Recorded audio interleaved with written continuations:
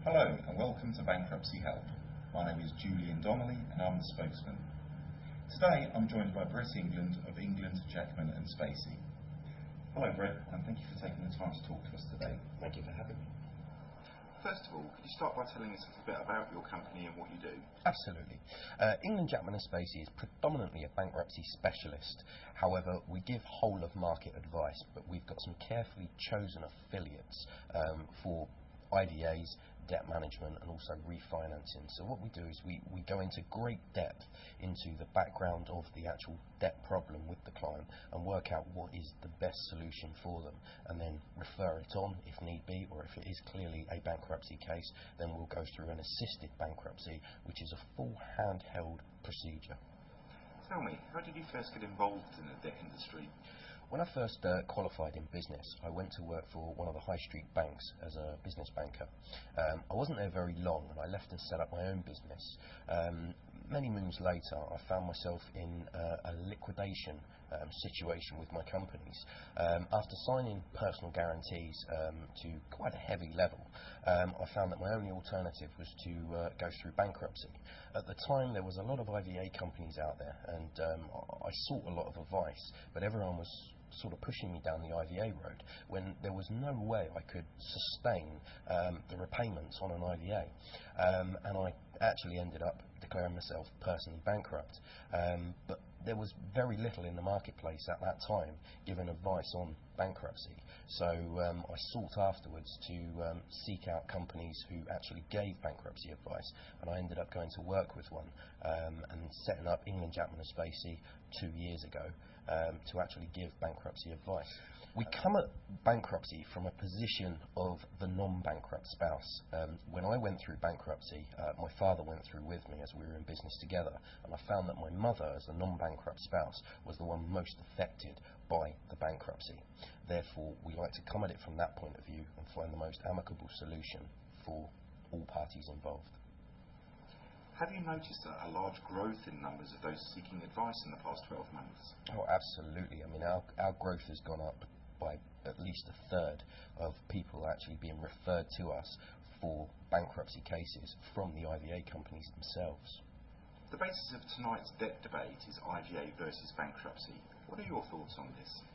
It's a very difficult thing to gauge without looking at each case individually. I mean, it's very specific to the person who is in debt. However, I think there's a question of morality to a certain point. Do they want to contribute back towards their debts, or do they want to draw a line in the sand and have a fresh start, so to speak? Looking at those that are affected by the situation, IVA versus bankruptcy, which solution do you think is more appropriate for the individuals? Again, it's more to do with the individual's particular circumstances, you know, the property, the equity in the property, what their disposable income is to contribute back towards the creditors. However, realistically, I think bankruptcy suits people 9 times out of 10 better than an IVA. Not necessarily because an IVA doesn't sue, but because the debtor themselves is in control of it, whereas within an IVA it's more controlled by the creditors. So it tends to put the debtor themselves in charge of their own destiny. Which leads us quite nicely to my second question.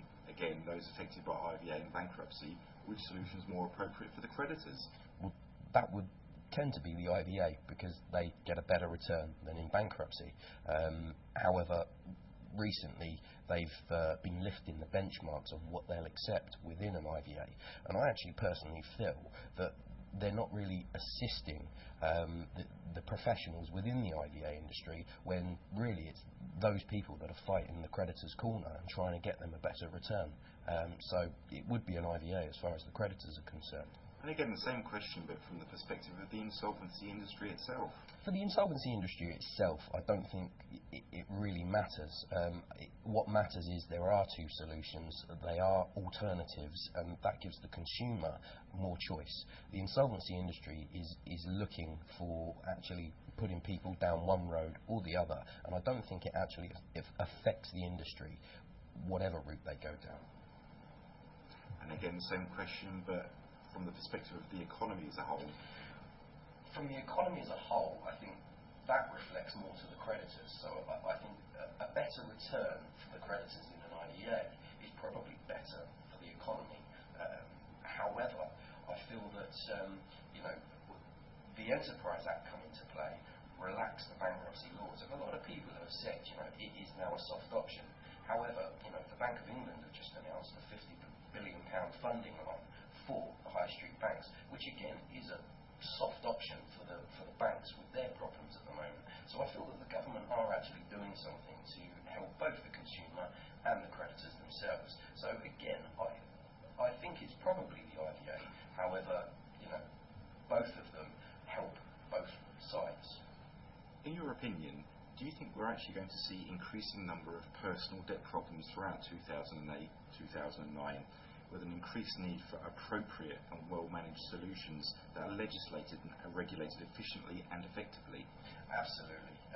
I don't think the credit crunch is anywhere near where it's going to get to, and we are going to see a vast growth in the number of people seeking advice for debt problems.